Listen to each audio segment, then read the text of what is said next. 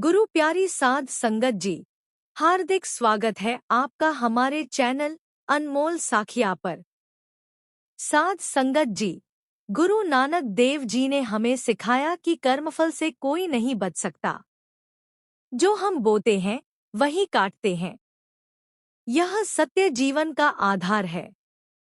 कर्मों का फल हमें इस जन्म में या अगले जन्म में अवश्य भोगना पड़ता है। आज हम एक ऐसी साखी सुनाने जा रहे हैं जो गुरु नानक देव जी की शिक्षाओं से प्रेरित है और कर्मों के फल को दर्शाती है। यह साखी एक बूढ़े किसान, उसके 3 बेटों और उनकी बहुओं की है, जो अपने कर्मों के कारण एक अनोखे सबक से गुजरते हैं। तो चलिए, बिना देर किए इस ज्ञानवर्धक साखी को शुरू करते हैं। वीडियो शुरू करने से पहले कृपया हमारे चैनल को सब्सक्राइब करें और बेल आइकन दबाएं, ताकि हमारे हर नए वीडियो का नोटिफिकेशन तुरंत आपके पास पहुंच सके। पहाड़गंज नाम के एक छोटे से गांव में एक बूढ़ा किसान रहता था, जिसका नाम था गोपाल सिंह। वह एक साधारण जीवन जीता था, लेकिन उसका हृदय भक्ति और विश्वास से भरा था। गोपाल सिंह के 3 बेटे थे, रामू, श्यामू और छोटू। जब तीनों बेटे जवान हुए तो गोपाल ने पास के शहर में उनकी शादी कर दी। तीनों बहुएं कमला, विमला और शांति शहर से थी और उनकी सोच गांव की सादगी से बिल्कुल अलग थी। गोपाल सिंह एक आस्तिक व्यक्ति था। वह हर सुबह जल्दी उठता, गंगा नदी में स्नान करता और भगवान विष्णु व माता लक्ष्मी की पूजा करता। खासकर कार्तिक महीने में उसकी भक्ति और गहरी हो जाती थी। वह माखन मिश्री, दही मिश्री और तुलसी के पत्तों का भोग तैयार करता और भगवान को चढ़ाता। इसके बाद वह प्रसाद गांव वालों में बांटता। गांव के लोग उसकी भक्ति और उदारता की बहुत इज्जत करते थे। गोपाल का नियम था कि वह कार्तिक पूर्णिमा के दिन विशेष पूजा करता और गंगा स्नान के बाद भगवान को भोग चढ़ाता। लेकिन गोपाल की तीनों बहुओं को उसकी यह भक्ति बिल्कुल पसंद नहीं थी। वे उसकी पूजा पाठ को समय और धन की बर्बादी मानती थी। वे अक्सर उसका मजाक उड़ाती और कहती, यह बूढ़ा हर समय पूजा पाठ में डूबा रहता है। तुलसी के पत्ते और मिश्री का भोग, यह सब दिखावा है। जब गोपाल प्रसाद लाता तो वे उसे खाने से मना कर देती और कहती, इसमें तुलसी के पत्ते हैं, हम नहीं खाएंगे। गोपाल का दिल टूट जाता, लेकिन वह चुपचाप अपनी भक्ति में लीन रहता। गोपाल की पत्नी का कुछ साल पहले देहांत हो चुका था, इसलिए वह अब अकेला था। उसके बेटे भी अपनी पत्नियों के प्रभाव में आकर उससे दूर हो गए थे। गोपाल दिनरात भगवान से प्रार्थना करता, हे प्रभु, मैंने तो कभी किसी का बुरा नहीं किया, फिर मेरे साथ ऐसा क्यों हो रहा है? मेरे बच्चों को सही रास्ता दिखाओ। वह अपनी छोटी सी झोपड़ी में भगवान की मूर्ति के सामने बैठकर आंसुओं के साथ प्रार्थना करता। तीनों बहुएं गोपाल की भक्ति से तंग आ चुकी थी। वे सोचती थी कि गोपाल का पूजा पाठ और दान पुण्य घर का खर्चा बढ़ाता है। एक दिन कमला, विमला और शांति ने आपस में सलाह की। कमला ने कहा, यह बूढ़ा हर समय पंडितों को बुलाता है, दान देता है। अगर यह मर जाए तो हमारा खर्चा बच जाएगा। विमला ने सहमति जताई, हाँ, और हमें इसकी पूजा पाठ की जिद से भी छुटकारा मिलेगा। शांति ने सुझाव दिया, क्यों न हम बंटवारा कर लें? अलग हो जाए तो अपनी मर्जी से जी सकेंगे। तीनों ने अपने अपने पतियों को समझाना शुरू किया। कमला ने रामू से कहा, देखो, हमारे बच्चे छोटे हैं, हमें उनकी पढ़ाई और भविष्य के लिए मेहनत करनी है। ससुर का खर्चा अब बर्दाश्त नहीं होता, बंटवारा कर लो। विमला ने श्यामू से कहा, हमें अपनी जिंदगी अपनी मर्जी से जीनी है। ससुर की पूजा पाठ में पैसा बर्बाद होता है।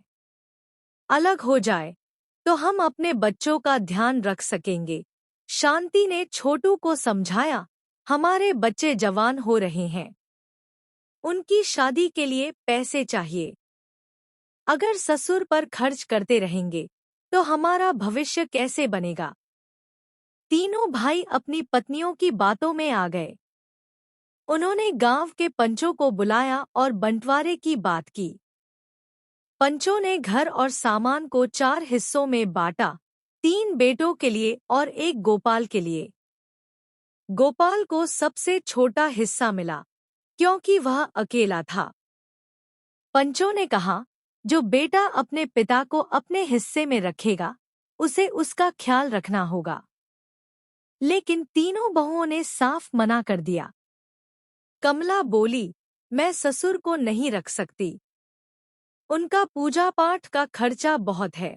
विमला ने कहा, मुझे भी उनकी जरूरत नहीं, वह हमें कभी पसंद नहीं करते। शांति ने भी यही दोहराया, हमारे बच्चों का भविष्य पहले है। बेटों ने भी अपनी पत्नियों का साथ दिया। गोपाल को उसकी छोटी सी झोपड़ी और थोड़ा सा सामान मिला। वह अब अकेला था। गोपाल अपनी झोपड़ी में रहने लगा। वह रोज सुबह गंगा स्नान करता, भगवान की पूजा करता और पड़ोसियों में प्रसाद बांटता। लेकिन उसका दिल टूट चुका था। वह भगवान से कहता, हे प्रभु, मेरे बच्चों ने मुझे छोड़ दिया, लेकिन मैं तुम्हारी भक्ति नहीं छोड़ूंगा।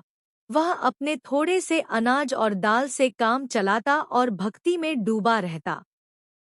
एक दिन जब गोपाल अपनी झोपड़ी में बैठा रो रहा था, तभी एक युवक ने दरवाजा खटखटाया। गोपाल ने दरवाजा खोला तो देखा कि एक तेजस्वी चेहरा वाला युवक खड़ा था। उसने कहा, पिताजी, मैं कान्हा हूँ, आपकी पत्नी के मायके से आया हूँ। मेरे दादाजी ने मुझे आपकी मदद के लिए भेजा है। गोपाल हैरान हुआ, बेटा, मैंने तो तुम्हें कभी नहीं देखा। कान्हा मुस्कुराया, मैं आपकी पत्नी के भाई का पोता हूँ।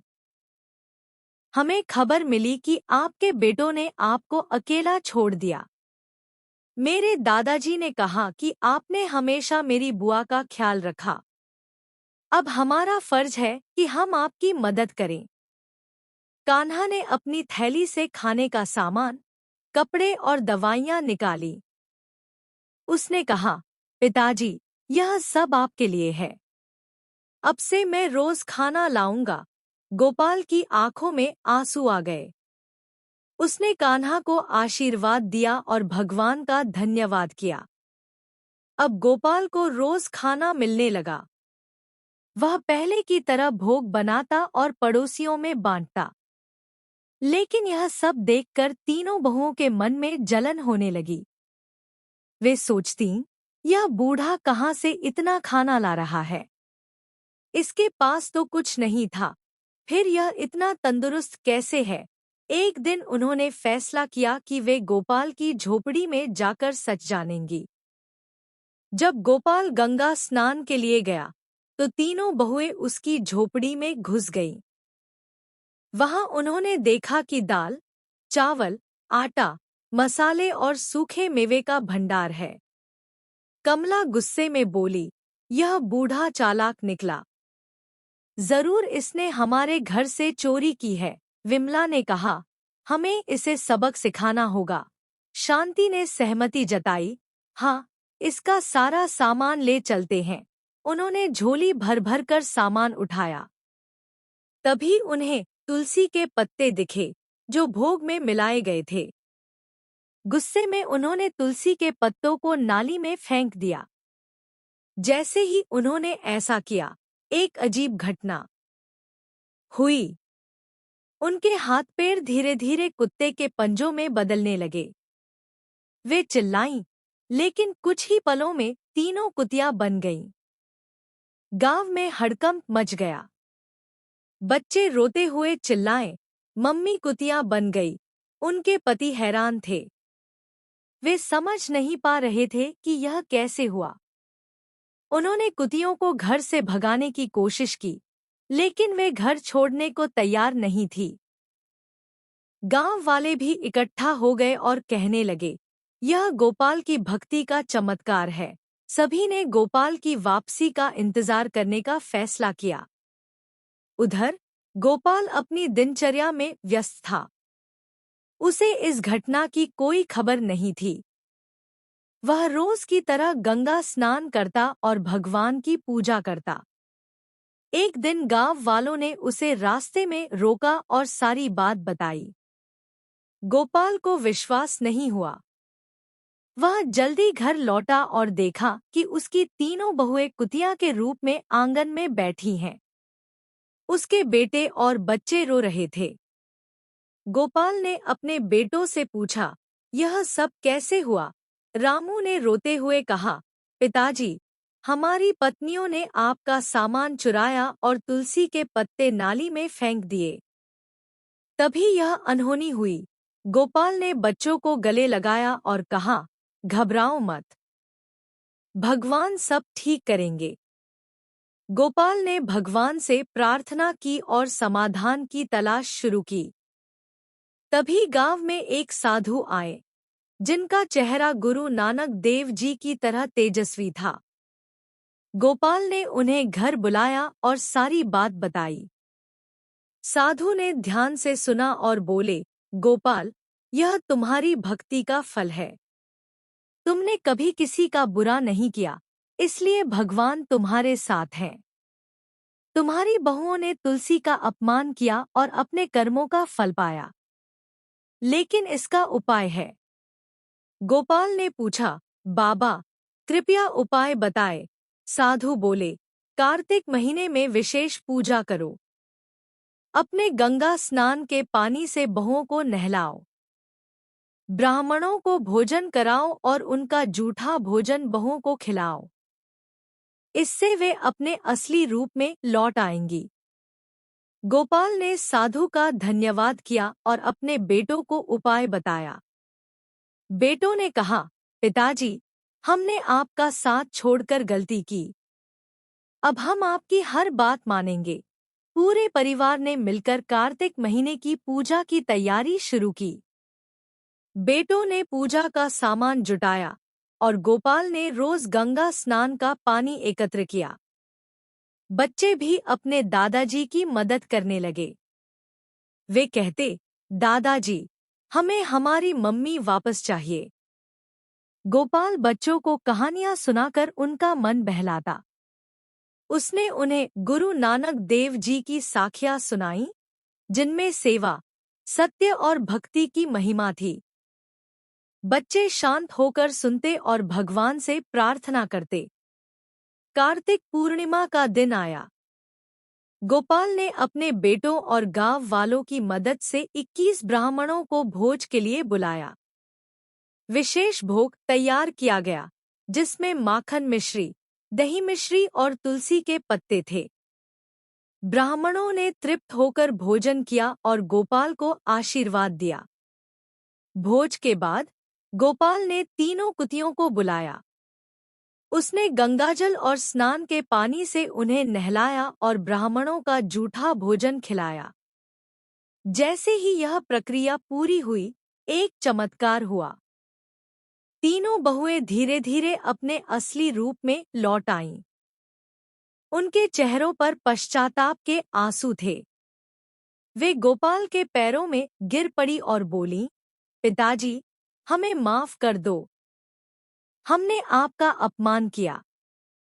हमें हमारे कर्मों की सजा मिली। गोपाल ने उन्हें गले लगाया और कहा, बेटियों, भगवान ने तुम्हें माफ कर दिया। अब सच्चे दिल से भक्ति और सेवा करो।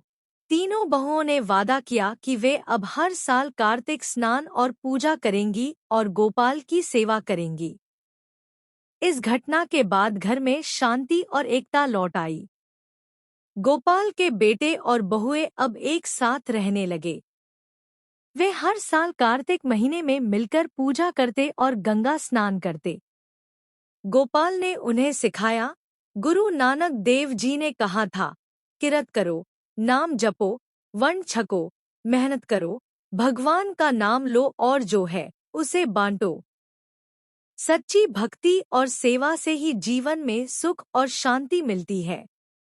गांव वाले भी गोपाल की भक्ति और धैर्य की मिसाल देने लगे। तीनों बहुएं अब बच्चों को भक्ति और सेवा का महत्व सिखाती थी। घर में हंसी खुशी का माहौल था। गोपाल की छोटी सी झोपड़ी अब प्रेम और एकता का प्रतीक बन गई थी। साध संगत जी, यह साखी हमें सिखाती है कि कर्मों का फल अवश्य मिलता है। गुरु नानक देव जी ने हमें सिखाया कि सत्य, सेवा और भक्ति ही जीवन का असली धन है। गोपाल की भक्ति और धैर्य ने न केवल उसका परिवार बचाया, बल्कि उसकी बहुओं को भी सही रास्ता दिखाया। तो आइए, हम भी अपने जीवन में सच्चाई और सेवा को अपनाएं और भगवान का नाम हमेशा याद रखें। उम्मीद है आपको यह साखी पसंद आई होगी। अगर यह वीडियो आपको प्रेरक लगे, तो कृपया लाइक, कमेंट और इसे अपने मित्रों और परिवार के साथ ज़्यादा से ज़्यादा शेयर करें। तो फिर मिलते हैं अगले वीडियो में नई साखी, नई प्रेरणा और नई आशा के साथ। सत श्री अकाल।